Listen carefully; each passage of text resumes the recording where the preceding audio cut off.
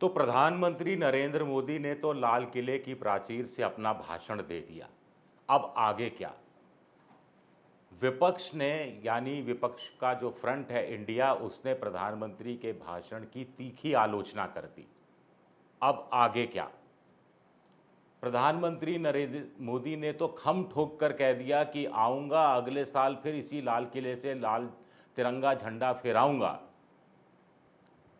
मल्लिकार्जुन खड़गे ने कह दिया कि अगली बार आप लाल किले से तो झंडा नहीं फहराएंगे, लेकिन झंडा ज़रूर फहराएंगे, अपने घर से या कहीं से भी देख लेना। नमस्कार, मैं हूं आपका दोस्त विजय विद्रोही। आप मुझसे जुड़ चुके हैं, इसके लिए आप सबका तहे दिल से शुक्रिया। और अगले 7-8 मिनट में आपसे जुड़े रहने की कोशिश करूंगा।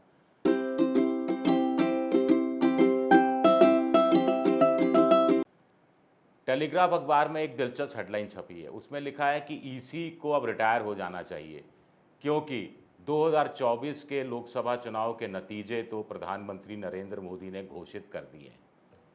इसलिए कहा जा रहा है कि क्योंकि प्रधानमंत्री ने कह दिया कि अगली बार आऊँगा, इसी लाल किले से तिरंगा फहराऊँगा, भाषण दूँगा और भारत की एक चमत्कारपूर्ण तस्वीर सामने रखूँगा। बड़ा सवाल उठता है कि क्या मोदी को ये सब कहना चाहिए था? क्योंकि जनता प्रधानमंत्री को नहीं चुनता है। जनता तो अपने सांसद को चुनती है, पार्टी को भी नहीं चुनती है। फिर जिस पार्टी के 272 प्लस या जिस गठबंधन के 272 हो जाते हैं, उनको राष्ट्रपति बुलाता है, आमंत्रित करता है सरकार बनाने के लिए, तो ऐसे में वो गठबंधन अपना मुखिया चुनता है जो प्रधानमंत्री पद की शपथ लेता है। तो इस सारी प्रक्रिया को बाईपास कर दिया, खारिज कर दिया एक तरह से नरेंद्र मोदी ने, ऐसा मोटे तौर पर कहा जा रहा है। तो क्या देश की जनता इस जनादेश का जो अपमान किया है मोदी ने, उसका मुंह तोड़ जवाब देगी, उसका बदला लेगी 2024 में, गलत साबित कर देगी प्रधानमंत्री मोदी को? ये एक बड़ा सवाल उठता है। लेकिन हम इस सवाल पर भी नहीं जा रहे।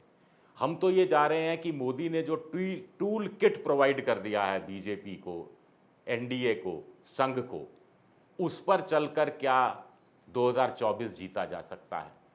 टूल किट क्या है? परिवारवाद पर निशाना लगाओ, भ्रष्टाचार के खिलाफ बातें करो, चाहे अमल में कुछ ना लाओ, और तुष्टीकरण करो। तुष्टीकरण का, माफ़ कीजिएगा, विरोध करो, तुष्टीकरण करो तो बहुसंख्यकों का तुष्टीकरण करो, 80% का तुष्टीकरण करो, लेकिन पसमानदा मुसलमानों से बात करने की कोशिश भी करते रहो। महिला वोटर चाहिए, महिला वोटरों चाहिए, भले ही मणिपुर ना जाओ, भले ही बृजभूषण शरण सिंह के मामले में महिला पहलवानों का साथ नहीं दो, लेकिन महिलाओं को 15,000 ड्रोन सिखाने की तैयारी करो, उड़ाने की तैयारी कराओ, और 2 करोड़ ग्रामीण महिलाओं को लखपति दीदी बना दो।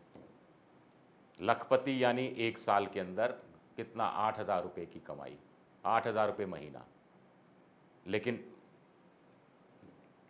एक टूल किट प्रोवाइड हो गया है जो मोदी ने एक तरह से अपने वोटरों तक ही सीमित रखा है।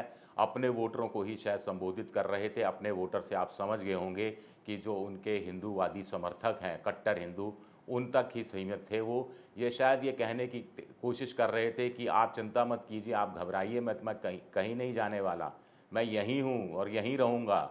यानी इशारा है कि, समझ गए आप, कि मणिपुर करते रहिए, हरियाणा करते रहिए, नूह करते रहिए, मेवात करते रहिए, मैं कुछ नहीं बोलूँगा, चुप बैठा रहूँगा। तुष्टीकरण की बात कोई प्रधानमंत्री इस तरह से नहीं कहता। परिवारवाद के बहाने एक परिवारवादी पार्टी पर निशाना लगाने की कोशिश नहीं करता, ख़ास तौर से स्पष्ट करते हुए कि पारिवारिक पार्टी, ख़ास तौर से मैं बोल रहा हूँ, इस पर गौर कीजिएगा, ये इशारा भी नहीं करता।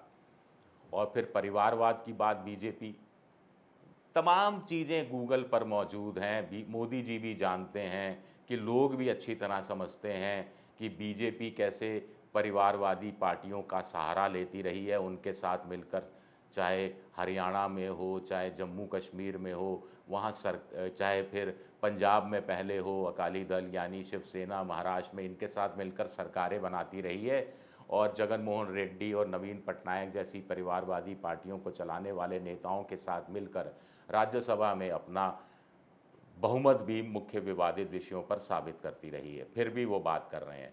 तो कुल मिलाकर निचोड़ क्या है? कुल मिलाकर निचोड़ है कि चुनाव मोदी के नाम पर लड़ा जाएगा, मोदी के काम पर लड़ा जाएगा, मोदी के चेहरे पर लड़ा जाएगा, और कोई चेहरा नहीं होगा, मोदी की विश्व गुरु की छवि के नाम पर लड़ा जाएगा, मोदी की दूसरी छवियों के नाम पर लड़ा जाएगा, और कोई ना चेहरा होगा, ना कोई व्यक्ति होगा, ना कोई नारा होगा, ना कोई नीति होगी, ना कोई रणनीति होगी।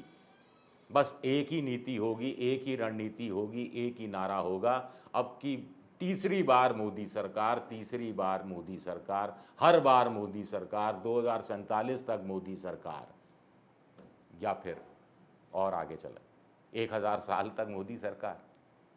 अब उन्होंने कितनी सफाई से अपनी बात सामने रख दी। लोग कह रहे हैं कि हिटलर ने कहा था कि 1000 साल की बात कही थी, और यहाँ 1000 साल हमने बर्बाद कर दिए, यानी मुगल काल हुआ, ब्रिटिश काल हुआ, इन्होंने बर्बाद कर दिया।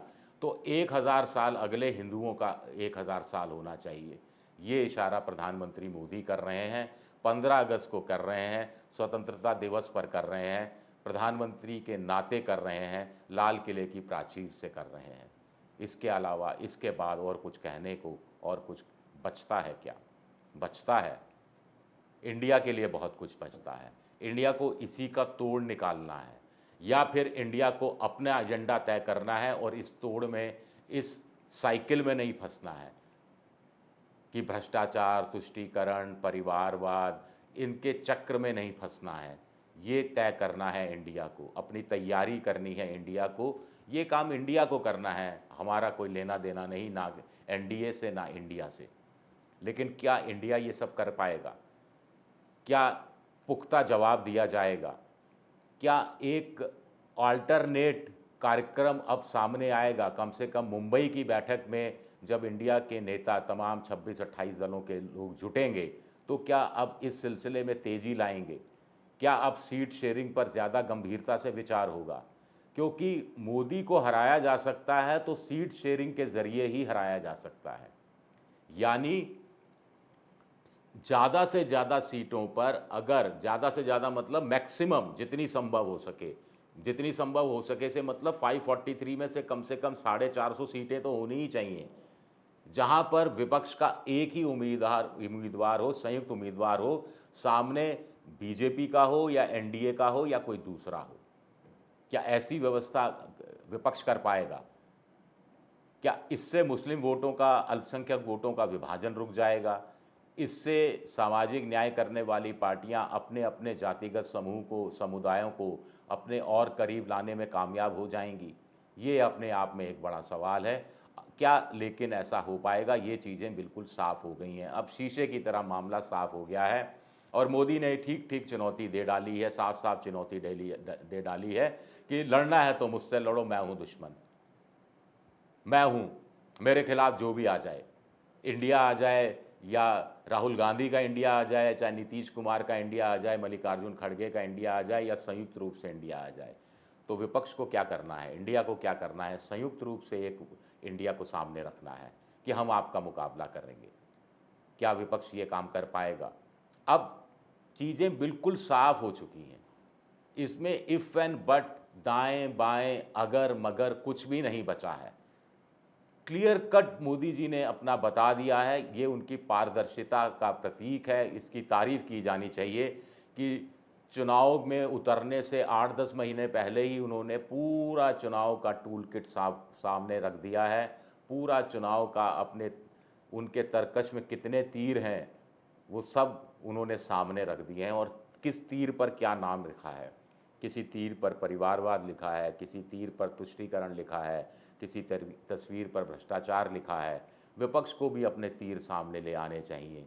एक तीर पर बीजेपी के खिलाफ एक उम्मीदवार लिखा होना चाहिए, एक तीर पर भ्रष्टाचार की पोल खुलनी चाहिए, एक तीर पर बीजेपी के परिवारवाद की पोल खुलनी चाहिए, एक तीर पर बीजेपी हिंदू मुसलमान 80-20 बुलडोज़र ये सब कैसे करती है और इससे क्या नुकसान देश को हो रहा है, गरीब आदमी को हो रहा है, वो उसका नाम लिखाना चाहिए। एक तीर पर, सबसे बड़ा तीर जो विपक्ष चला ही नहीं रहा, चला रहा है लेकिन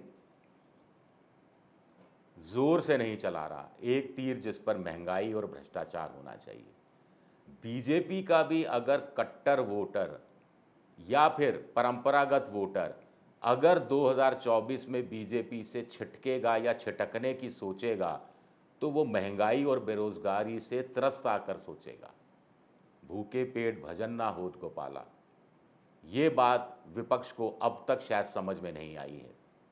ये जितनी जल्दी बीजेपी के खिलाफ विपक्ष ये समझ जाएगा और जितनी जल्दी सीट शेयरिंग के मसले को वो हल कर लेगा और कुर्बानी देने के लिए, रियायतें देने के लिए तैयार होगा, नाक पर मक्खी बैठने देगा, ईगो प्रॉब्लम नहीं पालेगा, यही विपक्ष का टूल किट होगा।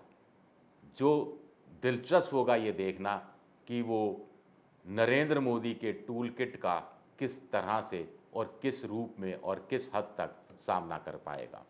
शुक्रिया मेरा ये वीडियो देखने के लिए। अगर पसंद आए तो लाइक कीजिए, सब्सक्राइब कीजिए, शेयर कीजिए और ये जो घंटी जैसी आकृति है बेल आइकन दबा दीजिए ताकि नया वीडियो आए तो तत्काल आपको जानकारी मिल जाए।